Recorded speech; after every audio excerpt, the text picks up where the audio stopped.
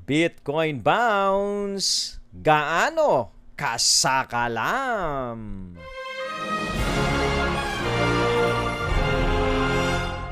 What's up mga titos and titas? Welcome to Tito Vlogs Crypto Channel. Ngayong gabi, pagkwentuhan lang natin, mabilisan na yung Bitcoin bounce. Hanggang saan ba tayo aabutin? Hanggang 34K na lang ba tayo? Hindi na ba tayo aabot ng mas mataas dyan? Or saan tayo pupulutin? Kung sakasakaling tapos na nga ba yung bounce play na yan? Let's have a short prayer bago po tayo magsimula. Dear Lord, we praise and glorify you for your faithfulness and provision. We ask you to bless us and guide us as we explore this exciting world of cryptocurrencies. All this we ask in Jesus' name. Amen, amen, amen. Mga titos and titas, baka hunaligaw lang kayo dito sa ating channel. Ito pong Tito Vlogs Crypto Channel. Second channel natin to. Dito pinag-uusapan natin anything and everything under the moon and going to the moon ng mga cryptocurrencies. Minsan nga lumalagapak sa Earth. Kaya kung naghahanap kayo ng tatambayan dito sa dito sa Cryptoverse, tara na po, welcome kayo dito sa ating tambayan. Huwag niyo kalimutang i-click yung subscribe button at isama niyo yung sana all sa notification bell dahil tuwing Lunes hanggang Biyernes po meron tayong live stream, live tambayan po yan kung saan pwede kayong makipagkwentuhan dun sa mga tambay. Pwede nyo ring ipasilip yung mga minamanok ninyong mga coins kung meron pa yan, ha? So, ngayon po, ganito tayo dito sa tambayan natin. At teka muna, kung bago ho kayo dito sa Cryptoverse at nagtataka kung paano magsimula, meron tayong Crypto Starter Kit. Panoorin nyo po sa dulo ng video na to. Yung sa description din ng video na to, meron yung link yung tambayan natin sa Binance para makakuha kayo ng 10% rebate dun sa mga trades ninyo. Pwede nyo hong gamitin yung link ng tambayan natin. Huwag nyong kalimutan po. Pasok muna natin yung mga balita natin ngayong gabi, mga titos and titas. Ito po. Galing sa Crypto Potato, following the dump below 30K, Bitcoin whales accumulating. Ayan po, Bitcoin whales bought the dip. BTC whales represent large wallets that contain 100 and 1,000 Bitcoins and their role in the market is crucial. According to recent reports, such addresses had bought more than 90,000 coins in less than a month and they were holding roughly half of all BTC in circulation. Ito po naman ay isang obvious na napapansin natin kasi makikita natin yung mga bulto-bultong nakapwesto, kinakain, tapos yung mga nakaabang sa ilalim, binabagsakan. So yan ho ay sign ng mga whales yan do sa mga pwestuhan na yon. Pwedeng mga whales yung mga nakaabang, mga titos and titas. So ito hong nangyayaring dip na to, marami hong masaya rito. Oo, bukod dun sa mga titos and titas natin na lumalagari, ha? Itong mga whales na willing magtago ng Bitcoin kasi nga yun naman, kahit nga tayong simpleng trader, naintindihan natin itong Bitcoin How much more itong mga whales na to, mga titos and titas, no? So, yung nangyayaring dip ngayon, sagurado, obvious naman, sinasamantala nitong mga whales.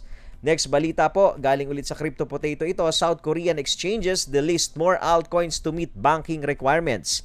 Several cryptocurrency exchanges in South Korea have engaged in a mass delisting of many of the altcoins they offer to foster their relationship with banks, no? So, good news. Ako para sa akin good news 'tong ginagawa ng South Korea no? Kasi sa totoo lang po, napakarami naman din ng altcoins di ba? Tapos hindi natin alam kung ano talaga yung laman. Kahit sino pwedeng gumawa ng altcoin. May nag-o-offer nga sa akin, gawa tayo ng coin tito Ang problema baka may bumili. Di ba? May tito coin Ang problema pag may bumili noon ano use case, di ba? So syempre responsibilidad ho yan di ba? Doon sa mga magtitiwala at magi-invest sa inyo. Paano nyo palalaguin yung pera, di ba? Na pinagkatiwala sa inyo ng mga investors. So, maganda ho to. Sana ito ay i-adapt ng iba pang mga countries, ng iba pang mga regulators sa iba't ibang countries para mas lumilis-linis. No? Para nga hindi tayo tawagin dito na Wild Wild West. Para na nga tayong Manila Zoo sa dami ng mga altcoins mga titos and titas, no? It's not saying na hindi okay yung mga altcoins, It's just that syempre yung mga iba po kasi Kasi nga ito ay wala namang minimum yata, no, para makalist ka diyan sa mga exchanges. So challenging for investors, actually for investors, sa traders hindi masyado, no. Challenging for investors kasi kailangan talaga nilang mag do your own research, mga titos and titas. Pero good news to, galing sa South Korea. Next balita, despite the crash, Mike Novogratz still believes Bitcoin is the future. The prominent Bitcoin bull Michael Novogratz believes that the primary cryptocurrency is a better version of gold despite the ongoing market crash. Michael Novogratz, the CEO of Galaxy Digital, shared another positive forecast for the future of the primary digital asset. Despite the ongoing crash, he still look at Bitcoin as the better version of gold. I'm still a big buyer of Bitcoin. Okay, basta naiintindihan, mga titos and titas. Simple na lang no, practical analysis. Hindi naman natin kailangan maging super talino rito. Yung mga nagpapatotoo rito sa tambayan natin, katulad ni Tita Raquel, no.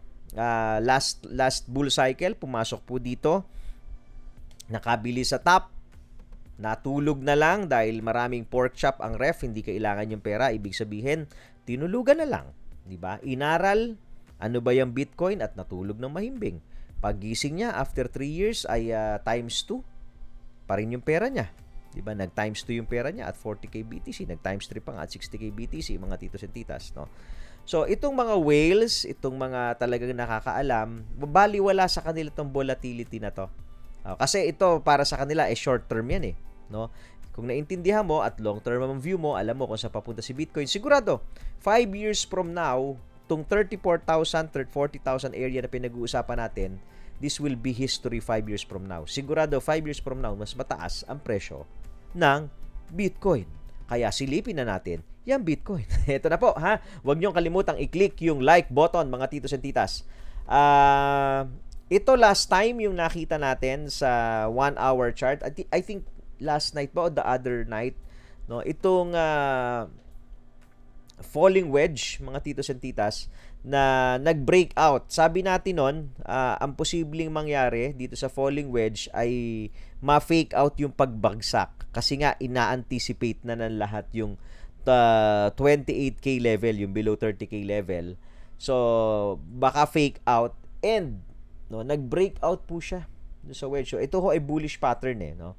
So, nag-breakout siya. Ngayon po, after the breakout, ang target ho niyan dapat is ito Itong area na yan. So, from this breakout po, ayun, sakto. 36,000, mga titos and titas. It will coincide, ayun, sa top nito, yan, nandyan. Nandyan yung target ng wedge, no? Ngayon, pwedeng tamaan, pwedeng hindi, no? Kaya nga sabi natin, as traders, we just trade what is in front of us. Paano ang gagawin natin? Kaninang umaga rin po, kung nakatambay kayo, ay pinaliwanag natin, mga titos and titas, ang kahalagahan ng consolidation, di ba? Sabi natin, pag nagko-conso na ganito, yung nahihirapan, di ba? Mukhang nahihirapan, so baka may downward bias ka na diyan. Di ba, mga titos and titas? So, yan po, no? Kahit sa 4-hour yan, 1-hour time frame, ha? Sa 4-hour time frame, makikita nyo, medyo hirap na rin. Hirap na rin po ito, no? Ito yung pinakita natin kanina, kasi kanina, ito pa lang yan, no? Dalawa pa lang, hindi pa conclusive. Pero itong pang-apat na kandila, especially ito, today is June 23, 10:54 AM Philippine time po. Especially po itong candle na to, no?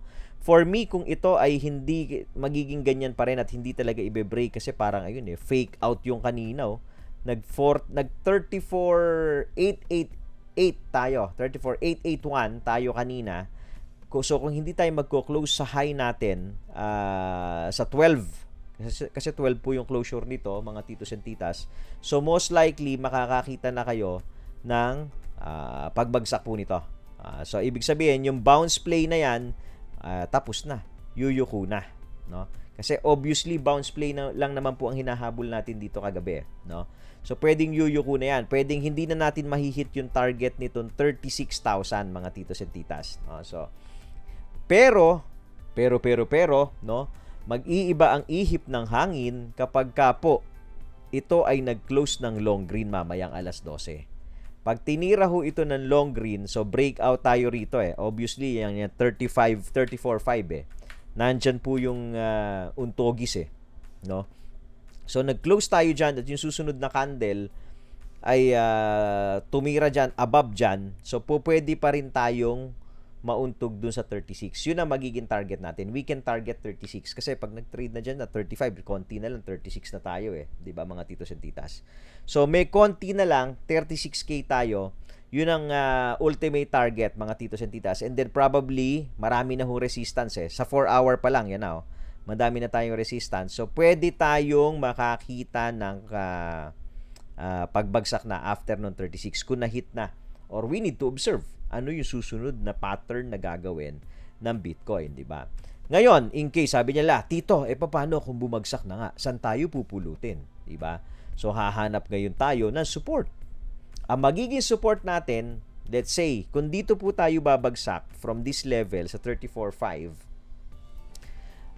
ang magiging support natin, syempre, itong mga linya. Ito po muna, yung 33 area, 33,354.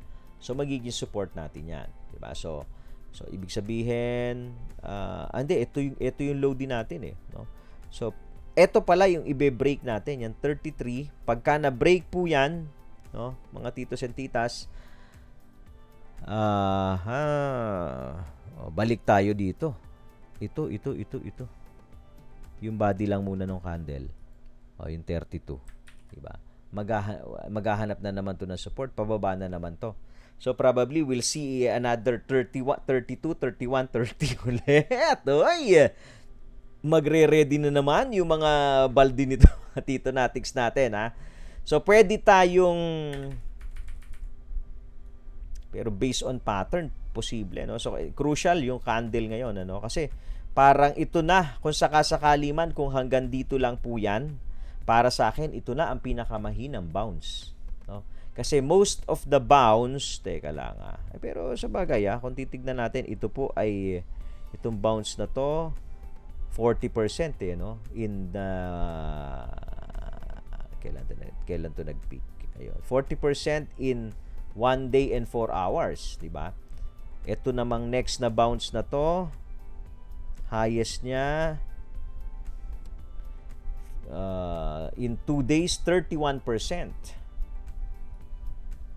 Itong bounce na to, 31, 23, di ba? 23. Tapos ito hindi mo nga mako-consider as bounce no? Ito rin no. Ito na lang yung mga dip na lang. So 23, pababa kasi tayo ng pababa. So ngayon po ay 20 na lang tayo. So posible rin pala na ganun yung so mukhang yun na nga yung dulo natin kung sakasakali. Ito yung channel. Ito yung channel na tinitignan natin, diba? Yan yung channel ng mga bounce, no? So ibig sabihin, ito yung top niya, diba? Ito lang yung top niya. Ito yung top niya. Yan yung channel. Ano ang tawag ngayon dito? Ito yung noise. Yan yung distraction. Yan yung noise, mga titos and titas. Nagumawa pa nga ng another channel pababa. Ayan, no? Diba? Mga titos and titas. So, kung tama yung drawing natin, this is a 4-hour chart.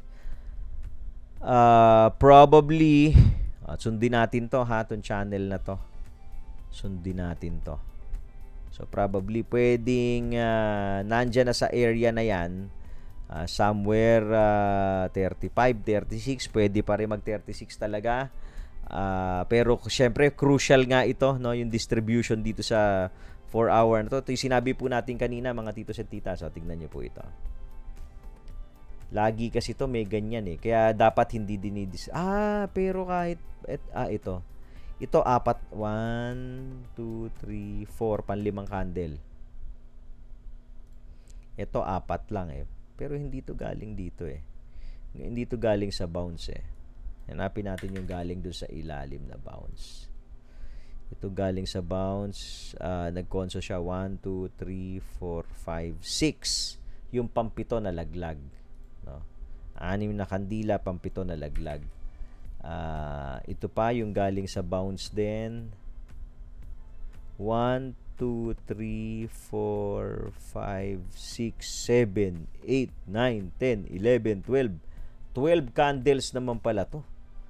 12 4-hour candle ho yan. Ito mas mahaba, no? Bago nag-correct. Tas mababaw lang yung correction. Ngayon, ito po, nakakailang kandila. Maigsi pa pala to. Pwede mo pa ma-consider. Medyo maigsi pa pala itong lagay nito. Mga titos and titas. 1, 2, 3, 4. No? Pero depende nga kung paano nyo hubabasahin ha, mga titos and titas.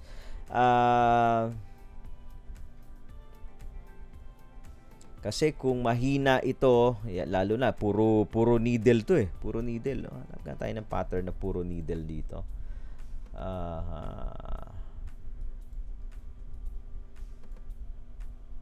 Pattern niya na puro needle. Parang wala eh. Parang first time natin to na puro ganito. Ito, dalawa lang. Dalawang needle. No? Nagko-conso siya. So, pwedeng, ito 3 needle pa lang naman eh. No? So, pwede pang mas mahaba pa pala na conso to. Bago tayo malaglag. No? Pwedeng ganun din. MACD natin, paakyat pa rin. So, pwede tayo hanggang 0 mauntog. So, may momentum pa rin naman pala siya. No? Kung ako tatanungin, ano, yung mga ginagamit nating mga indicators, parang meron pa rin siyang momentum sa 4-hour, sa 1-hour niya. Magko-correct kaya to sa 1-hour nakayuko, no? So pag nag-correct pala to sa 1-hour, dito tayo sasaluhin. Let's say malaglag yan, mag-correct 32.7, 33, no? 32.7, 33. Konti lang din naman kung malalaglag, no? Pwedeng diyan mag-dribble. Kasi matagal pa. Kung sa 4-hour kayo titingin, matagal pa to eh. Tagal pa sa 0 nitong MACD. Parang ito ho yan eh. Tignan nyo, no, umakyat siya. Diba? No, nag-cross yung MACD, umaakyat siya. Halos similar din dito sa pattern pala na to yan. Nag-cross yung MACD, akyat siya dire-diretso. Diba? Ilang percent ito? 23. Ngayon kasi nakaka-20 na tayo. So, yung upside natin medyo konti na lang din talaga. Para mga 20,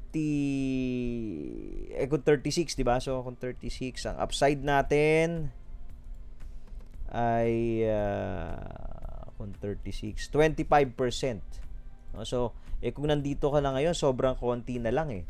No? Kung nasa 34 ka na, so, yung nagbabalak-balak pumasok, malamang nasa sideline muna po kayo. Steady na lang kayo dyan. Kung wala kayong ako, para sa akin lang kasi 6% upside na lang to eh. Most likely, no? So, pero yung downside mo, syempre, kung tagusin yan, eto, pwede dito ka. 31, ito rin pala. Ito, baka bumalik nga tayo 31, 32. Diba? 9% yung downside mo. Kumpara sa upside na konti na lang. So, at this level, it is advisable, although KKBB tayo, kanya-kanyang bili at benta tayo, it is advisable kung wala kayong position is just to hold your USDT. Wait for a confirmation. So probably kung bababa, pwede mong i-short. Kung aakyat, wala na eh. Yung aakyat, dito lang eh, limitado ka sa 36 eh. Diba? Antay ka na lang ulit kung saan man siya pwedeng mauntog at pwede mo siyang i-short. Diba? So, ibig sabihin, itong play, kumbaga, yung play na inaantay mo na lang dito after mong kumita sa bounce, no, is shorting na lang. Ang pinaka-posibleng play pala rito. Yun ang medyo malinaw sa atin ngayon. Ano? Kung maglo-long ka, medyo short yung long mo. May ganun ba yun? Medyo parang kakapusin yung paglolong, no? Yan po, mga titos and titas, no? So, maganda rin to. Hindi natin, pwede rin kasing ganito yung gawing recover, yung rebound eh, di ba? So, pwedeng ganyan. Let's say, mauntog nga sa 36, bababayan dito, tapos magdo-double bottom. Diba? So, pwede mag-double U. Pwede rin magganyan yung rebound niya. Although, pag tinignan mo naman kasi sa daily chart, puntahan natin. Pwede ba mag-W sa daily chart yan? Posible rin. Depende sa mga... Masaya na itsura nito ah. Gumaganda to itsa. So, depende pala tayo. Pag tinignan mo sa... Actually, pag tinignan mo sa 4 hour, syempre bullish ka kasi uptrend yan. Okay, bullish ka sa 4 hour. Okay, bullish ka. Sa 1 day,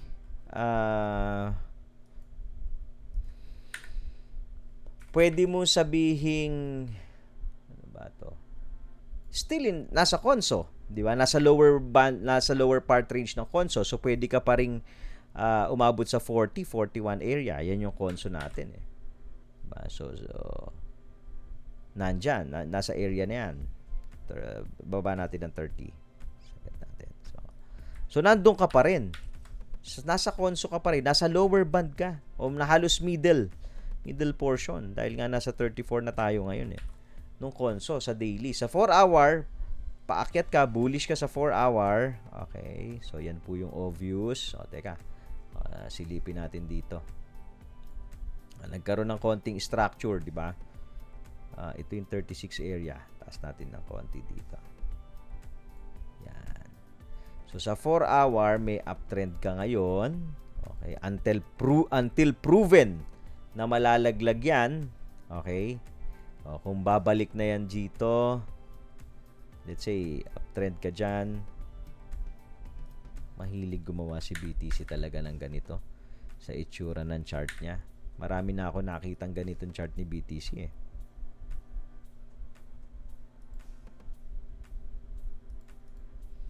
Diba? So kung itutuloy niya yan, may limit ka pa rin dito sa 36.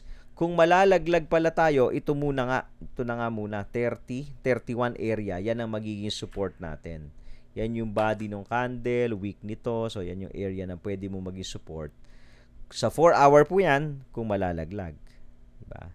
Ngayon, maghahanap tayo ng panibagong range. Dito na lang ba tayo magre-range? Yan na ba magiging new ceiling natin? Mababa na yan. Yan 33, 34. Diba? Ito ba flooring na natin o may ibababa pa tayo? Based dun sa mga nababasa po natin sa mga news na lang, no, mga titos and titas, wala masyadong positive news. Even yung mga pinapollow natin ng mga YouTuber dyan sa abroad ay wala na rin makuha positive news. Although, ito hong times na to, tingin ko, no, again, sabi natin, baliktarin mo eh. Diba? So, kung halos bearish na silang lahat, masusurprise tayo ng Bitcoin. Marami ho ang nakatingin sa 24K ng Bitcoin, posible ho yan, pero dahil baka sa dami ng nakatingin sa 24K, hindi natin mamalayan, ito na pala yung spring natin. Baka ito na yung bottom natin at pwedeng bababa tayo dyan ulit, pero hindi na natin tatagusin. Parang baka mag-double bottom tayo dyan. Diba? Magkakaalaman tayo in the coming days, especially, okay, alin pa ang isang mga case natin. Kung itong MACD, kumambiyong pataas. Okay? So pagka ito po ay mag-flat na ng ganyan, hindi na yumuko, no? Linisin ulit natin ha. Gagawa tayo ng istorya. Let's say itong MACD mag-flat na ng ganyan. So talagang dribble na lang tayo rito. Diba? Kung naka-flat na yung MACD until mag-decide kung aakyat or bababa. Okay? Ngayon, mag-iiba usapan kasi na parang nag-minor tong MACD dahil dito sa 2-day candle na to. Although ito hindi pa tapos ha. Hindi pa po ito conclusive itong candle na to. Hindi pa natin masasabi kung sakalam to it's. Baka mamaya kasi biglang i-close na red to. Posta to. 'Di ba? Posta to kung i-close na red. Pero although pag tinignan mo ito, para reversal candle yan sa daily ha. So pwede ka ibigla surprise ka na long green ka hanggang 36. 'Di ba? So, marami pang pwede mangyari kasi nga maaga pa. Maaga pa mga titos and titas, di ba? So, ang what is clear is sa 4 hour natin, meron tayong short-term uptrend sa 4 hour. Sa daily natin, we are still consolidating. So, time frame tayo, ha? Ganyan po tayo mag-analyze, no? Sa daily natin, we are still consolidating sa daily. Nasa lower band pa nga tayo nung consolidation natin. Between 30 to 40 tayo kasi. O nasa lower, medyo lower mid, no? Nasa medyo gitna na, pero na halos 33 lang kasi tayo eh. So nasa lower portion tayo ngayon, ano? So still, no? Still early to conclude. Sagad natin sa weekly. Sa weekly natin, again, Monday pa to. We're still Wednesday pa tayo ngayon. Tinatch na rin natin to. So, pwedeng support na rin yan. Yung itsura din ng candle na to. Never pa tayo nag-close sa weekly, mga titos and titas, ha? Ang lowest close natin sa weekly was, ito ba? 34,655. 35. Close to, ha? 35. 39. 34,6.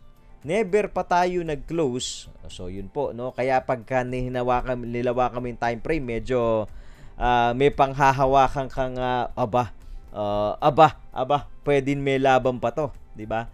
So, never pa tayo nag-close sa weekly, mga titos and titas, below 34K, di ba? So, sa weekly rin, itong candle na to, pwedeng hammer, pwedeng reversal sign din ho yan sa weekly.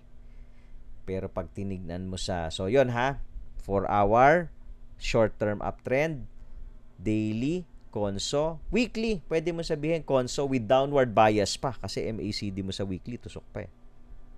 Di ba? So meaning, no, kaya po sabi natin, lagi naman binibigyan tayo ng exit kung saan tayo makaka-sell ng mas magandang presyo, no? So meaning you just have to wait and align all of these time frames kung saan kayo nababagay. Let's say 34, alam mo na hindi nagko-close below 34 si weekly, o pag nagte-trade below 34, pwede mag-hold ka. Antayin mo above 34, magse-sell ka, lalo na pag malapit na matapos yung weekly. Tito moves yan, ha, mga titos and titas. Sa daily natin, so yun pa rin. Sa daily natin, halos pala uuntugin na rin natin tong MACD sa daily, no? So, ito exciting times. Bukas magkakaalaman saan tayo i-close nito. So sa 4-hour, medyo ito lang ang inaalala ko sa 4-hour kung nagdi-distribute yan, pero may short-term uptrend. Sa 1-hour, kasi bihira akong gamitin yung 1-hour eh, no? Andi sa 1-hour nga yung falling wedge, 'di ba? Na breakout pa rin. So mga titos and titas, tignan natin in the coming hours at bukas paggising natin kung nasa na ba tayo, saan ba tayo pupulutin. Yan na po mga titos and titas. I hope may natutunan kayo sa session natin na to. Magkita-kita tayo bukas ulit ng umaga sa ating Crypto Live. As always, trade wisely. God bless you all. Bye!